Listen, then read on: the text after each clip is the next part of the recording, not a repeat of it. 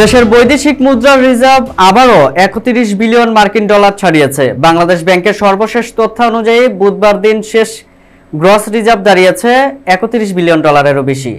IMF এর হিসাব পদ্ধতি অনুসারে এদিন রিজার্ভ হয়েছে ২৬.০৮৭ বিলিয়ন ডলার। এর আগে ১৫ সেপ্টেম্বর পর্যন্ত এর গ্রস রিজার্ভ ছিল ৩০.৮৮৬ বিলিয়ন ডলার এবং আইএমএফ পদ্ধতিতে ২৫.৯৮৪ বিলিয়ন ডলার। গত ৭ সেপ্টেম্বর আকুর বিল পরিশোধের কারণে রিজার্ভ কমে ৩০.৩০ বিলিয়ন ডলারে নেমে এসেছিল। এরপর আবারও ৩১ বিলিয়ন ডলারের ঘরে ফিরল রিজার্ভ। বাংলাদেশ ব্যাংক জানিয়েছে, মোট রিজার্ভ থেকে স্বল্পমেয়াদী দায় বাদ দিয়ে নিট রিজার্ভ নির্ধারণ করা হয়। তবে ব্যয়যোগ্য রিজার্ভ আলাদা হিসাব হলেও তা আনুষ্ঠানিকভাবে প্রকাশ করা হয় না। চট্টগ্রাম চেম্বারের আসন্ন পরিচালনা পর্ষদ নির্বাচনে অতীতের পরিবারতন্ত্র পুনর্বহালের চেষ্টা করছে বলে অভিযোগ করেছেন সংগঠনের সাবেক জ্যেষ্ঠ সভাপতি এস.এম. নুরুল হক। বুধবার চট্টগ্রাম প্রেস ক্লাবে আয়োজিত এক সংবাদ সম্মেলনে সচেতন ব্যবসায়ী সমাজ, ইন্ডাস্ট্রিয়ালিস্ট অ্যান্ড বিজনেসম্যান ওয়েলফেয়ার ফাউন্ডেশনের নেতারা এই অভিযোগ করেন। বক্তারা বলেন, টাউন অ্যাসোসিয়েশন ও ট্রেড গ্রুপ সদস্যদের বানোয়াট কাগজপত্রের মাধ্যমে ভোটার তালিকায় অন্তর্ভুক্ত করার পেছনে চেম্বারের একজন সাবেক সভাপতি জড়িত আছেন। তাদের আশঙ্কা, এতে চেম্বার আবারও ব্যক্তিগত ও পারিবারিক প্রভাবের কবলে পড়বে। এবার চশমায় ঢুকে গেল আর্টিফিশিয়াল ইন্টেলিজেন্স।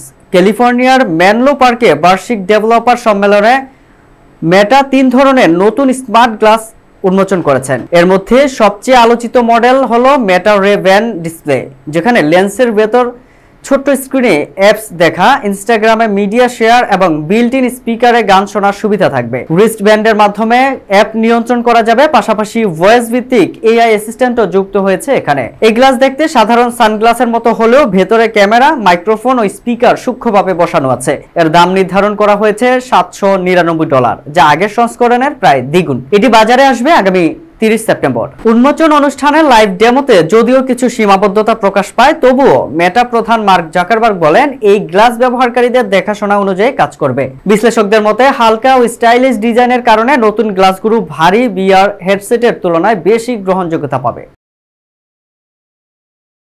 বিশ্ব পর্যটন দিবস উপলক্ষে রাজধানীর ইন্টারন্যাশনাল কনভেনশন সিটি বসুন্ধরায় শুরু হচ্ছে ৩ দিনব্যাপী ১২তম এশিয়ান ট্যুরিজম ফেয়ার। আজ বিকালে এর উদ্বোধন করবেন বেসামরিক বিমান পরিবহন ও পর্যটন মন্ত্রণালয়ের উপদেষ্টা শেখ বশির উদ্দিন। মেলা চলবে ২০ সেপ্টেম্বর পর্যন্ত। এই আয়োজনের অংশ নিচ্ছে দেশি বিদেশি hotel, resort, airlines, cruise company, tour operators, travel agency, theme park, সরকারি সংস্থা ও বিদেশি দূতাবাস সহ মোট ১৮০টি বুথ। প্রতিদিন সকাল ১০টা থেকে সন্ধ্যা ৭টা পর্যন্ত দর্শনার্থীরা প্রবেশ করতে পারবে। অনলাইনে নিবন্ধন করলে প্রবেশ ফি আর সরাসরি প্রবেশ মূল্য ধরা হয়েছে ৩০ টাকা। মেলায় থাকছে ভ্রমণ প্যাকেজ অফার, রেফেল ড্র, শিশুদের চিত্রাঙ্কন প্রতিযোগিতা, সেমিনার, প্যানেল আলোচনা, সাংস্কৃতিক অনুষ্ঠান এবং business to business session.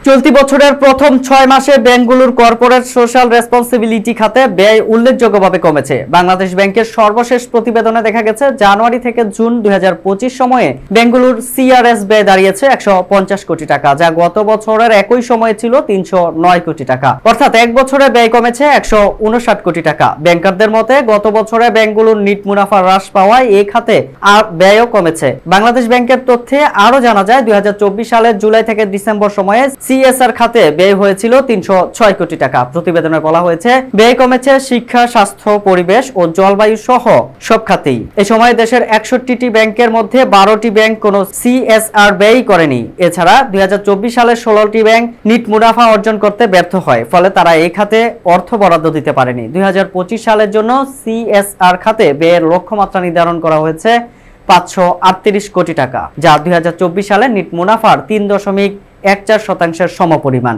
Bangladesh ব্যাংকের নির্দেশনা অনুযায়ী ব্যাংকগুলো তাদের নিট মুনাফার সর্বোচ্চ ১% পর্যন্ত সিএসআর খাতে ব্যয় করতে পারে। এর মধ্যে ৩০% শিক্ষা, ৩০% স্বাস্থ্য ও ২০% পরিবেশ ও জলবায়ু খাতে বরাদ্দ বাধ্যতামূলক। বাকি ২০% ব্যয় করতে হবে আয়ের উৎস সৃষ্টি, দুর্যোগ ব্যবস্থাপনা, অবকাঠামো উন্নয়ন, ক্রীড়া ও সংস্কৃতি, অন্যান্য খাতে। বাংলাদেশ ব্যাংকের এক ঊর্ধ্বতন কর্মকর্তা জানান, নিট মুনাফা হ্রাস পাওয়া ছাড়াও আগে যে প্রধানমন্ত্রীর ত্রাণ তহবিল ও শিক্ষা তহবিলে বাধ্যতামূলকভাবে অনুদান দিতে হতো, তা বর্তমানে কমে যাওয়ায় ব্যয় হ্রাসের একটি বড় কারণ।